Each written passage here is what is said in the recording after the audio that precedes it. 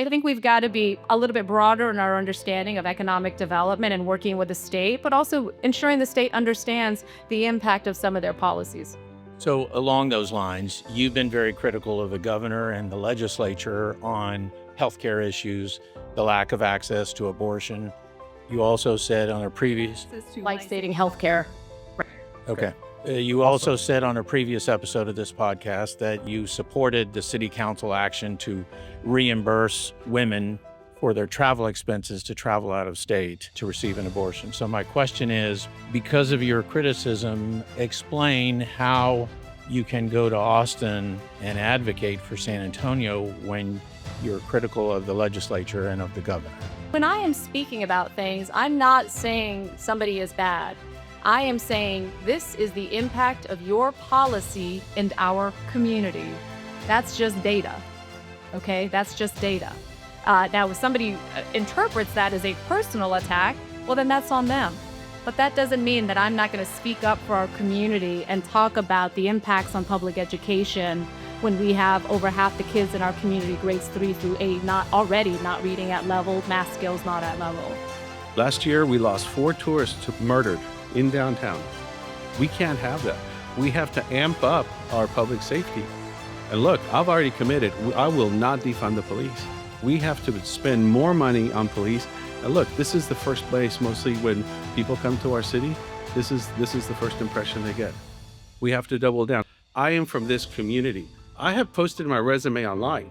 You can see all of the things I've done for this community, from chairing the Hispanic Chamber, Free Trade Alliance, Greater SATX, all these people that Gina keeps name dropping. I've actually worked with them, not just had a simple conversation with them. I will not make this partisan. That is what's dividing this community. We need a bridge builder. We need a diplomat, not a bomb thrower. One person's bomb thrower is another person's truth teller. Hello and welcome to a special edition of Beyond the Bite. I'm your host, Eddie Aldrete. This episode is being filmed in front of a live audience at the Center Club at the top of the Weston Center building in downtown San Antonio. Our audience is made up of San Antonio residents who have gone through and graduated the Leadership San Antonio program. And the Leadership San Antonio Alumni Association is the organizer of this event and is also serving as our host. This event is made possible through financial support by the Leadership San Antonio Alumni Association and by CJMA Business Law and Litigation, a San Antonio-based law firm committed to precision advocacy, creative solutions, and civic engagement. In lieu of a formal debate, we asked for a conversation and the candidates agreed. So there are no opening and closing statements, just a conversation. Out of respect, please make sure your phones are turned in airplane mode or on vibrate or turned off. With that, ladies and gentlemen, please help me welcome Gina Ortiz Jones and Rolando Pablos.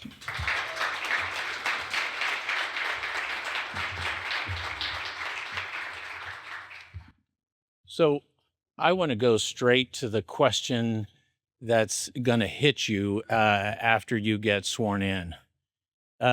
The newly elected mayor of San Antonio is going to face some financial headwinds. Federal grants are not as readily available as they once were, and City Manager Eric Walsh has already stated that the City Council will be expecting less money from sales tax and property tax revenue that will come in $10 million shy of projections. He also expects less revenue from the hotel occupancy tax, airport services, and residential and commercial building permits. So I have a two-part question. First, do you see this as a spending problem or a revenue problem? And second, how would you lead the council through the process to reconcile the budget? And Gina, we'll start with you. Oh, thank you. That's right. Thank you. Well, thank you again to our host. Thank you all for making time. I have a lot of experience with big budgets and also making sure we're being thoughtful about how we prioritize. I think as, first principles, a budget is a moral document, right? Show me how you spend your money. I'll show you what you care about. I think it's really important as we look at that. And I did have the opportunity to sit down with Eric Walsh as he gave us a little bit of a primer, as Eddie mentioned, about some of the things as they understand them now.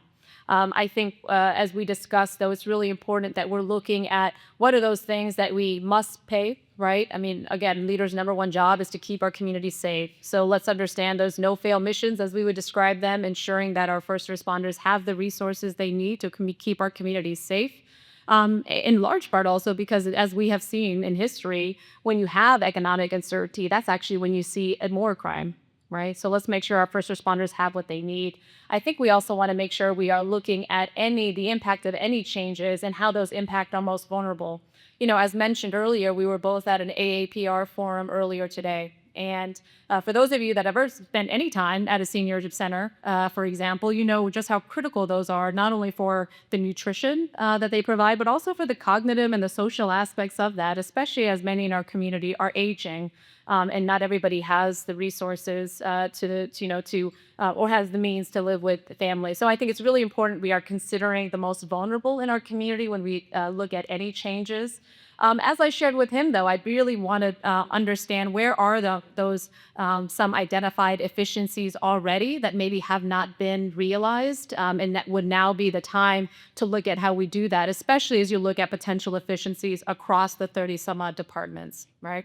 I think it's important. Those are the types of things that I would be looking at. But again, at the Pentagon, you are actually managing 4 budgets at the same time, right? Planning, programming, budgeting, and execution. So I certainly understand, again, the importance of prioritizing and understand what are the things we have to do, or where do we have some, and how can we create some headroom for ourselves a little bit later. That's how I'd be looking at, and really, again, looking at the data to ensure we, as a city council and as a community, I think as important as the numbers is helping the community understand how their lives are going to be impacted as a result of some of these changes. So that'd be a constant conversation, and then really a discussion of our priorities as a community to ensure that document is as efficient, as effective as we need it to be. Thank you, Rolando. Yeah, first of all, I would focus on basic services and take a look at all of those things that Eric has identified as being essential. I've called for an audit, just like anyone stepping into a new role, you need to figure out what the situation is. And so I'd like to see where we're spending that money. I want to protect taxpayers. I want to make sure we're spending the money in the right places. And I do believe that we do not have a revenue problem, we have a spending problem. So we have to make sure that we take a look at priorities and set preferences aside, because I think a lot of that has been the case. We've been focused on preferences. We need to make sure that we double down on public safety. I mean, that's off limits. I've already come out and said we will not cut any public safety budgets. If anything, we need to increase it, because what we've been doing is we've been really slow in adding police force because of budgetary constraints. So I want to be able to find those efficiencies. I want to allow Eric to tell us where those are, and then come in and supplement those issues, those needs that are out there that we haven't been able to address, like public safety. We're short on police officers. Our firefighters are having to do their job with old equipment. We have a homeless situation that, for whatever reason, we haven't been able to address properly. So we have this long list of priorities, and yet we're looking at things that don't address those things. So I want to come in, take a look at the budget, make sure that I work with my colleagues to identify those issues. There are a lot of parts of town that have been neglected year after year after year, particularly in infrastructure. So I want to make sure that we continue to look at that and finally address those things that are sorely needed. But working with Eric and his team, they're the experts. I mean, they're the administrative part of this government. Our job as city council will be to set the priorities. But if we don't do so with a master vision that everybody can agree on, and right now nobody's been able to tell us what that vision is, we need to agree on a vision that allows us to continue to operate our city towards prosperity. So I'm really looking forward to working with him and my colleagues to try to address those efficiencies. All right, I want to move, Rolando, we'll stay with you. I want to move to Project Marvel. A lot of the components of Project Marvel are changing as we sit here at this moment. We're recording this on Wednesday, May 14th. On Thursday, May 15th, the City Council is going to be considering a request by city staff to make some changes to the financing zone that will allow more revenue to be able to come in. So this is not a new question to the two of you. So based on what you know now, where do you stand on Project Marvel? I continue to believe that we cannot lose the Spurs. The Spurs are part of our DNA, and they haven't threatened to leave. But I'll tell you what, they're a business. 40% of the Spurs is now owned by people from Austin. Okay, Austin wants an NBA team desperately. So does Las Vegas. I don't want to play the same game that Seattle played. You know, they didn't want to fund publicly their arena. So guess what? They lost the team to Oklahoma City. And now Oklahoma City is using public funds to do that. So what I'd like to do is, first of all, figure out what's going on, because a lot of this has been hidden from us, whether on purpose or not. A lot of these things have been happening behind closed doors. I think we need to have full transparency as to what is really going on. And then we have to look at best practices, look across the country, what has worked and what hasn't worked. But I will not do it using taxpayer money. I want to follow what Peter said the other day. Let's take a look at some of this visitor money. But look, even if we use the visitor money, we have to make sure that we get that money back. We have to get a proper return on our investment. The Spurs economic impact is $500 million a year in this community. That's like any big corporation here. So we have to factor that in. We can't just say, oh, screw the Spurs. Like a lot of people as we go around town have told us, well, let them leave. Well, I disagree. We have to make sure that we keep the Spurs here, because not only are they part of our DNA, part of our culture, but they also are a huge economic driver in this community, and I want to be able to protect that. Gina. I think we can fight to keep the Spurs, and I think we can also fight to make sure San Antonio gets a good deal. I've been very clear that we need 3 pieces of pretty basic information. How much is it going to cost? Who is going to pay for it? And how is the city going to benefit? Those are pretty simple questions. And when asked by the San Antonio Express News, this is quote, right? This is a survey we were asked to take, and this is Rolando's answer. Roughly speaking, what is the appropriate level of city funding, not from the general fund, for a potential new arena? His answer was 50%. So we don't have a lot of details, but what we do know is that Rolando is ready to pony us up for this when it's not clear how our city is ultimately going to benefit. Again, I think we can do a lot of things at the same time. Fight to keep our Spurs. I love our Spurs. They're core to who we are. We should fight tooth and nail to keep them. We also need to make sure we are doing right by our citizens and fighting for a good deal, and that's what I'd be focused on. You could ask, and it would be fair, Gina, how did you answer that question? I didn't answer that question because I don't have the data to determine which of those numbers, if any of them, make sense. If I give you $1, you give me $45 back, that's a great deal. If I give you $1, you give me 75 cents back, that's a terrible deal. So until we have more information, conversations about how much the people pay, I think are premature. Would it be accurate to say that neither one of you want to be mayor when the Spurs leave town?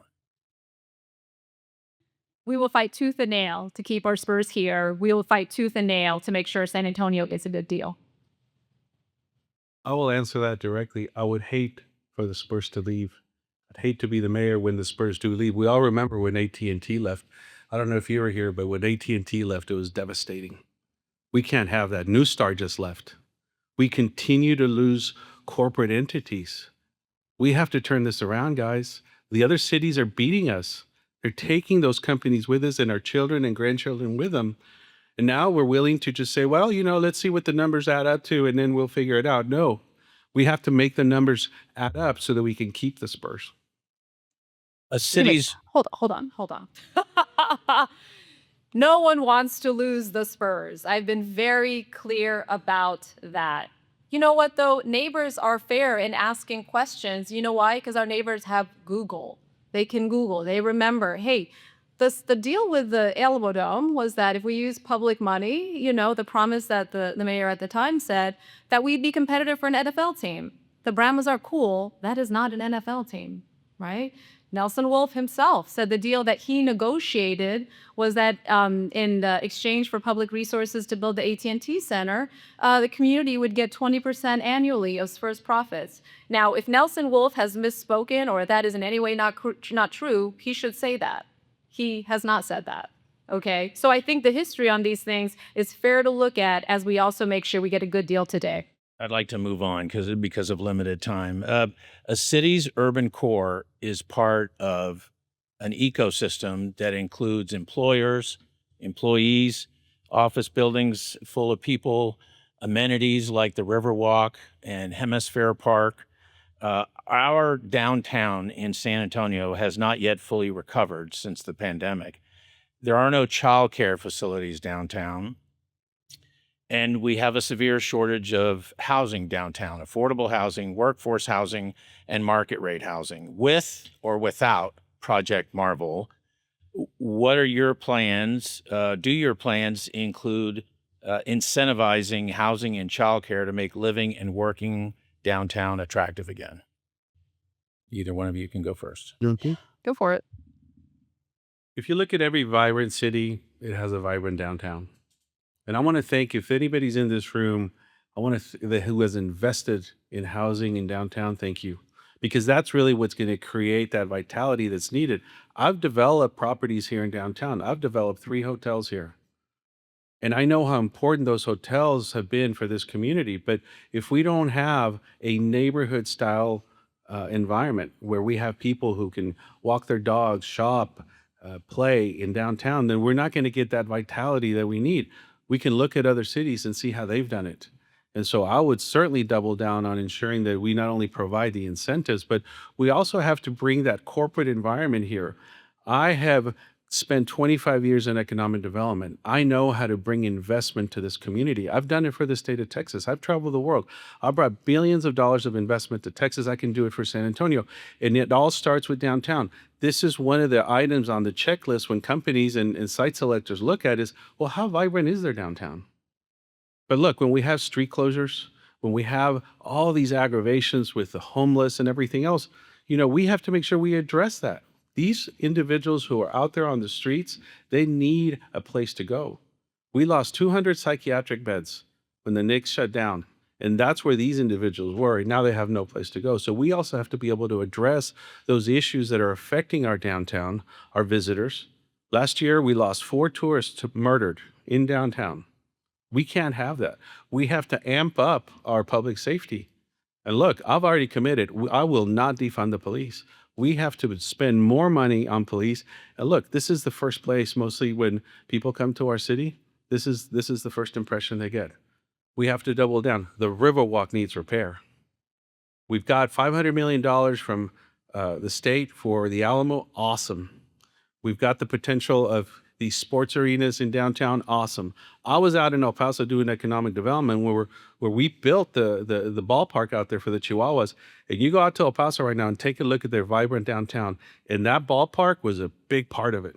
On top of the fact that the city incentivized investment and ponied up what was needed to in order to be able to develop these properties. And now go to El Paso. I invite you to go see what's going on. I was out there doing economic development, and I'm proud of the work we did out there. I think when we think of our downtown, it is really an engine for so many other parts of our city. And that's why it was important for me to sit down with Trish DeBerry and understand the central plan, right? And she acknowledged that, the numbers and the goals were not yet informed by whatever Project Marvel ultimately would be, nor was it informed by the stadium. But those numbers at least gives us an idea of the direction that we're going, right? So when she says, hey, the goal is 25,000 families downtown, right now we're only at 12,500, right? We're only about half of that. They want all basic services within 2 miles. They want 75% of the storefronts down there to be local small businesses, 10,000 housing units for our students. It was really important for me to understand, those goals so we can determine how can the city best accomplish those things. Government doesn't create jobs, but they certainly work with stakeholders and others to ensure that the conditions are right to meet those goals that we said are in our interest. And that's how I would view, again, pushing forward on these things. Housing, I think, for example, I've had, frankly, I'll listen to anybody on this. And I think it's really important that we listen as well to those that are going to build it. I've had great conversations with Randy Smith, David Adelman, about what are some of the challenges with building affordable housing in today, right? The year of our Lord 2025. Also understanding, though, that now is the moment for us to make sure we don't go the way of San Francisco or Austin, right, where it's frankly just where millionaires live. We have the opportunity now to make sure we've got a diverse supply downtown. It's great that we've got luxury condos and in micro units are wonderful. The housing, though, for that person that is at the valet at the Hotel Valencia or that is also working the night shift at the hospital, they should also have housing that is near them. Folks shouldn't have to find affordable housing in almost Medina County, right? So I think when we think of our downtown, we've really got to think about the diversity of housing, really make sure that we are thinking about, again, the balance, right, of live, work, and play, and then incentivizing as best we can to ensure we are meeting those in a timely fashion. We can't be just all luxury first and then all market plus first and then all market and then maybe we get to the affordable stuff, right? I think it's a good balance to make sure that we're meeting the needs in our community. To your point about childcare, 100%. I have said on my website, GinaOrtizJones.com, things I want to work on in the first 100 days. Hey, those childcare centers, those schools that have recently closed, how quickly can we transition those to either pre-K for SA or childcare?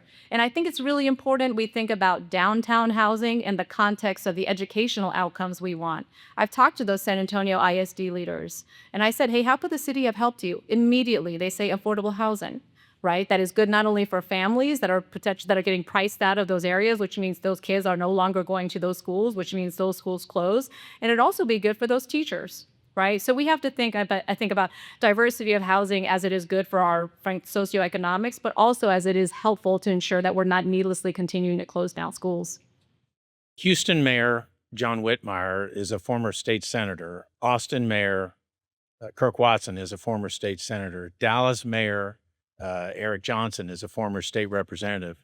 Since neither of you have served in the legislature, will you please share how, from a leadership standpoint, you will fight in Austin to get San Antonio's fair share of state funding? Well, I haven't served in the legislature, but I've worked in the Capitol for many, many years. I have excellent relationships in Austin. The appointment of Secretary of State is the highest appointment a governor can make. And I've had to work with all of those individuals who serve their people, who serve their districts at the Capitol. And, in all my appointments, I've served as chairman of the Texas Racing Commission. I've served on the Public Utility Commission and as Secretary of State. I've gotten to know all of them. And I've worked at the Capitol just like Whitmire and Watson and Johnson. And let me tell you, they're walking the halls right now. They know where the money is. That money that we need to be fighting for, they're taking it. They're beating us to that money because we don't have those relationships in Austin. We have to make sure that we work with our leadership, Democrat or Republican. The governor nominated me, but it was the full bipartisan Senate who approved me unanimously. So I have proven myself to be able to work across the aisle in Austin and in Washington. And I plan to do that as mayor because you know what? Those mayors are beating us to the punch, not only in economic development, but also in infrastructure funding. And they're over there with the people that they already know, probably some of them, their former staffers who have the inside lane that San Antonio doesn't have. And so that's what I bring to the table. So yes, it's upsetting for me to see them when I go to Austin and they're walking the halls. I know what they're doing. They're beating us. I think it's important that when we're working both with state and with federal counterparts, that we're always talking about how things are good, not only for San Antonio, but good for the state. San Antonio, we're the 21st largest manufacturing exporting region in the country, right? We should lean into that. I'd welcome working with South Texas Business Partnership, San Antonio Manufacturing Association. What's the plan? How do we go from 21 to 17 to 14, et cetera? That requires us working with our state partners, both in terms of the infrastructure, north-south, as well as east-west. So yes, we have to have a good relationship with TxDOT. Would love to also, dip into the piggy bank that is there to make sure that we are attracting good businesses to our state. And ideally, they're locating because they see the advantages and the synergies that are realized by being part of the San Antonio community. So similarly, we've got an opportunity there with manufacturing. We've got an opportunity as well with Cyber Command that the governor wants to bring here. 16th Air Force, which I just oversaw, and also just, again, the national security piece of this. I look forward to bringing new missions here and really making sure we're taking advantage of the talent base that we already have and expanding that, right? Not just the defense, but also the commercial complement of that, to include in space missions. I know the Chamber is really leaning forward. A number of the entities are when it comes to space, and I look forward to doing that. Again, I was just the number 2 over the Space Force, so I know the opportunities that we should be leaning into. I think it's also really important, though, and I don't even know how to say it politely, so I'll just say, I think it's important we don't sell our people out. I think it's important we speak truth to power. What do I mean by that? So these are the things, right, state, we can work on. I think they should also know the impact of some of their decisions on our ability to grow in the way that we need to, right? 2022 was the first year in 15 years we saw an increase in teenage pregnancy in our state, and that was because of the abortion ban. And who's driving that? Young Latinas. That's an economic issue. And now we're reading OBGYNs, they don't want to train in Texas. They don't want to come to Texas because they're fearful of not being able to practice medicine as they know they should, right? Double the rate of sepsis in our community. So again, let's talk about bringing jobs here. But you know what those corporations are also looking at? Ensuring that when their companies come here, their folks are going to have access to adequate health care. Their kids going to have access to quality public education. So I think we've got to be a little bit broader in our understanding of economic development and working with the state, but also ensuring the state understands the impact of some of their policies. So along those lines, you've been very critical of the governor and the legislature on healthcare issues, the lack of access to abortion. You also said on a previous... Life-saving healthcare. Okay. You also said on a previous episode of this podcast that you supported the city council action to reimburse women for their travel expenses to travel out of state to receive an abortion. So my question is, because of your criticism, explain how you can go to Austin and advocate for San Antonio when you're critical of the legislature and of the governor.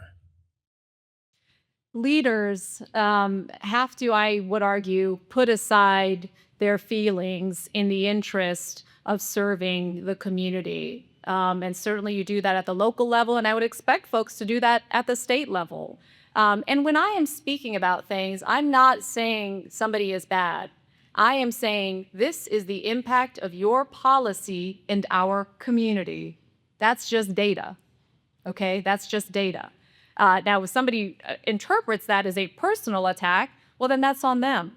But that doesn't mean that I'm not going to speak up for our community and talk about the impacts on public education when we have over half the kids in our community, grades 3 through 8, not reading at level, math skills not at level, right?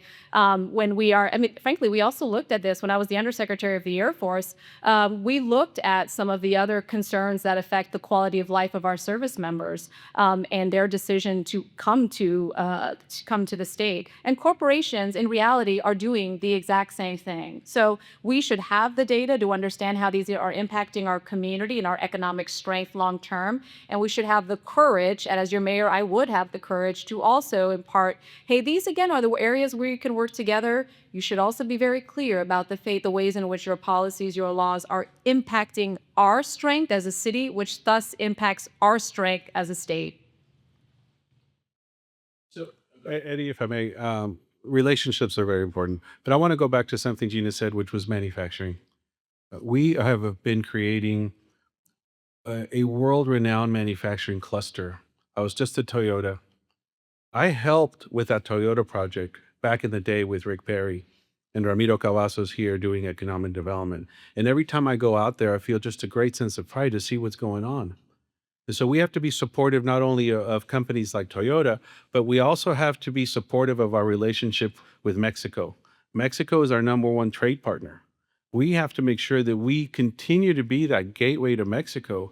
Mexico is slated to become a world power, a leading economy, And we are so poised to be able to take advantage of that. And right now, other cities in Texas are beating us to the punch. All that highway traffic that's coming up from 35 is taking a right-hand turn on I-10 and going up Seguin up to SH-130. So now we are in a situation where we might lose a lot of that warehousing space, distribution space, and even manufacturing to Seguin. We can't have that. So our relationship, not only with Austin and Washington, but also our relationship with Mexico is extremely important.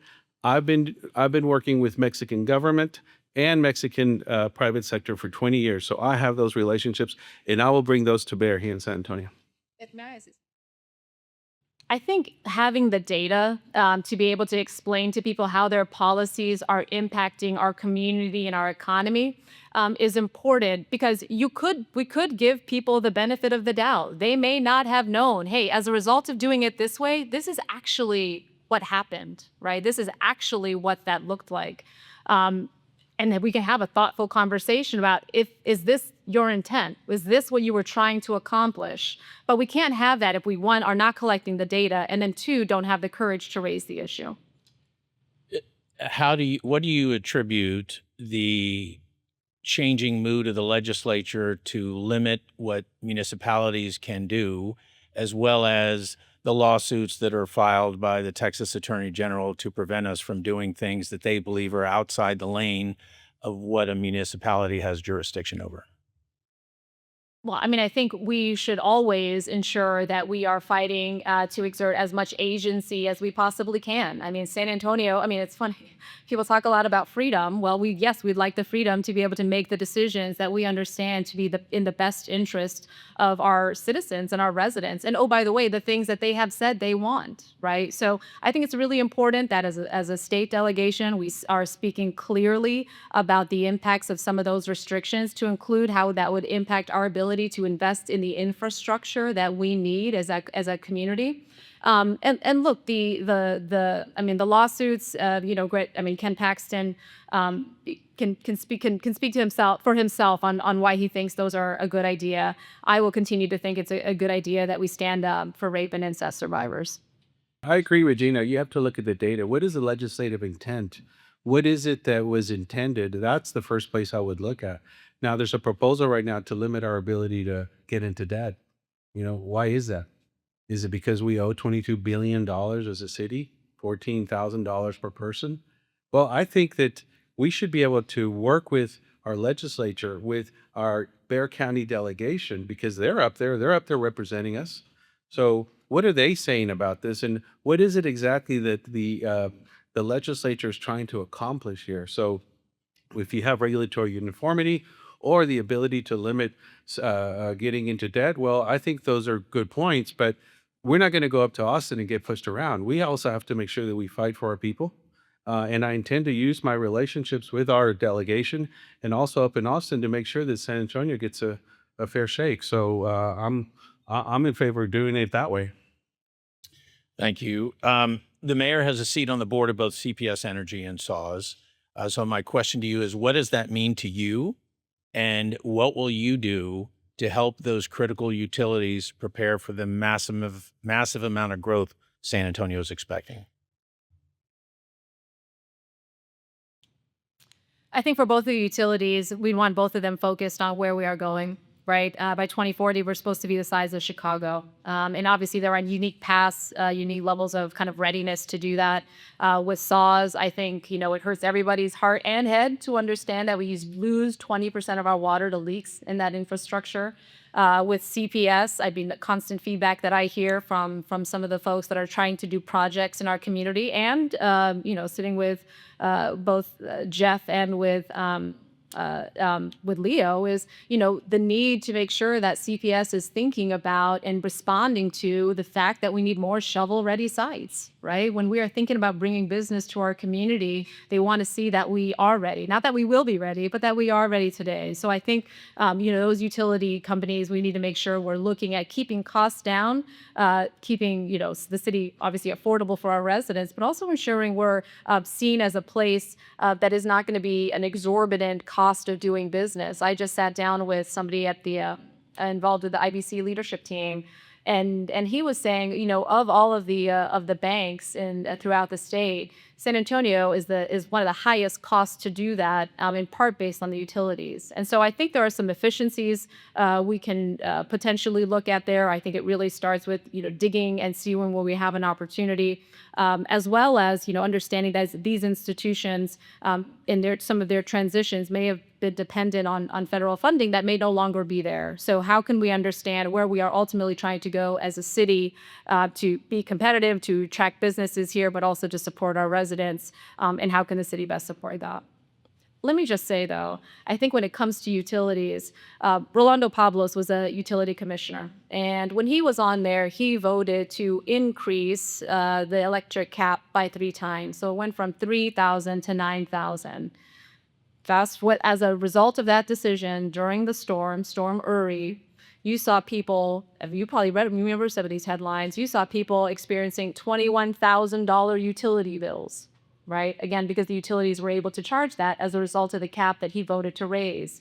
After that, because the Utility Commission saw what a terrible idea that was, and all the people that suffered needlessly, to include Texas AARP actually told those folks, hey, don't do that.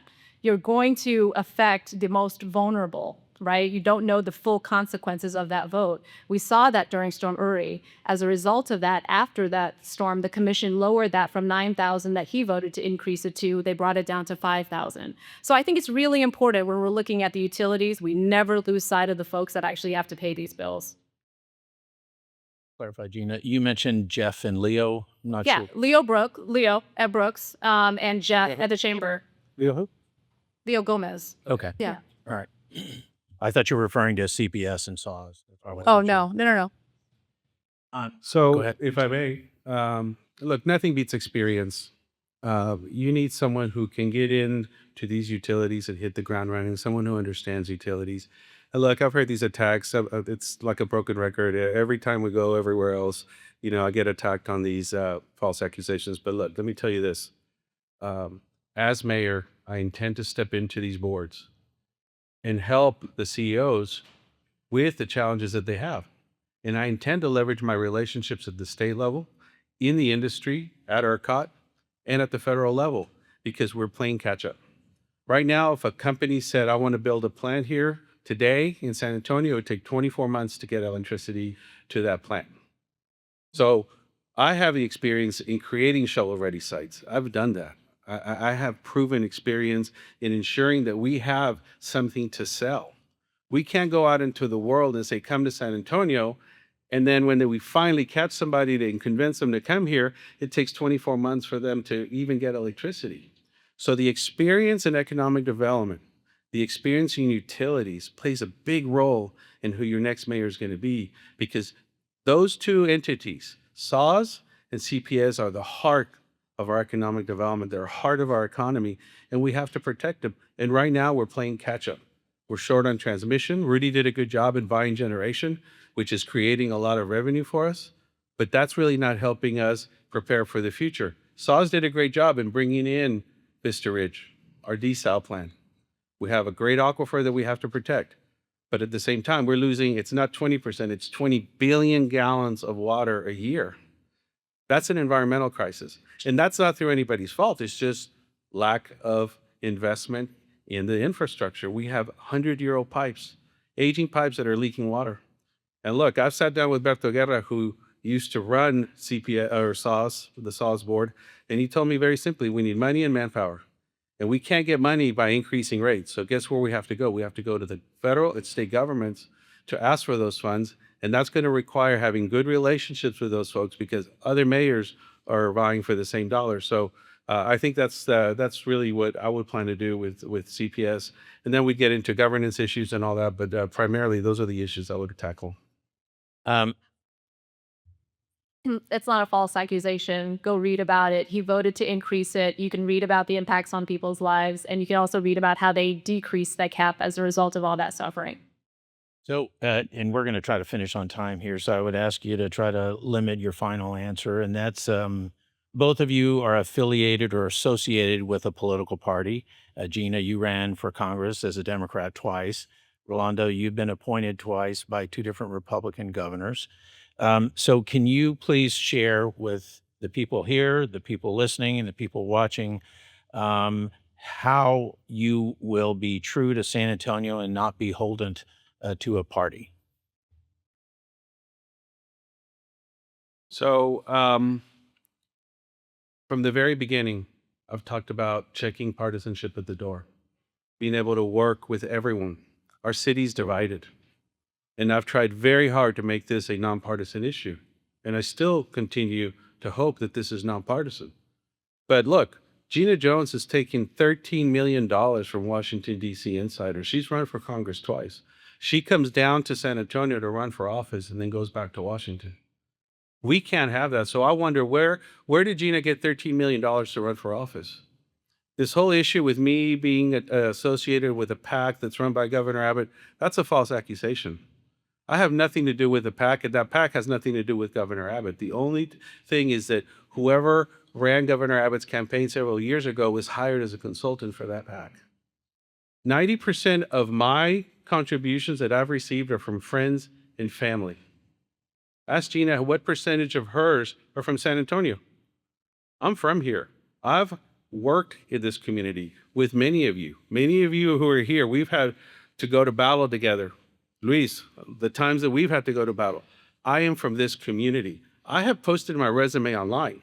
You can see all of the things I've done for this community, from chairing the Hispanic Chamber, Free Trade Alliance, Greater SATX, all these people that Gina keeps name dropping. I've actually worked with them, not just had a simple conversation with them, okay? So for me, the accusation that I'm gonna make this partisan, I take offense to it because I've been very clear. I will not make this partisan. That is what's dividing this community. We need a bridge builder. We need a diplomat, not a bomb thrower. One person's bomb thrower is another person's truth teller. So I'm very proud of my record of public service. I'm proud to have served our country. I'm an Air Force veteran, Iraq War veteran, proudly served our country all over the world. And in part because my mom came to this special country over 40 years ago. My mom graduated from the #1 university in the Philippines. She came here as a domestic helper. She said, I know if I go to that country, even in that capacity, if I'm willing to work hard, the sky's the limit. So she raised my sister and I by herself, and she reminded us that we were very lucky, not smart, lucky to be born here, and we'd have to give back. It's why I served in the Air Force in a number of ways, and why my sister serves in the Navy to this day. So I'm very proud to have served our country in a number of ways. I most recently served as the Undersecretary of the Air Force, managed a $173 billion budget, led 600,000 folks. I'm proud of my record of service. I'm proud of the ways in which I've delivered when I've had an opportunity to lead. One of the things I'm most proud of is when I was the Undersecretary, I was able to bring back the citizenship program at Lackland Air Force Base. So when those folks courageous enough to serve, who are not yet citizens, they could earn their citizenship while they're at basic. Also worked to address many of the quality of life issues that in addressing them would also be good for San Antonio families. So my record of public service is about helping people serve to their full potential. Rolando's record of public service includes getting sued by the League of Women Voters and the NAACP for engaging in activities that could be used for voter intimidation, right?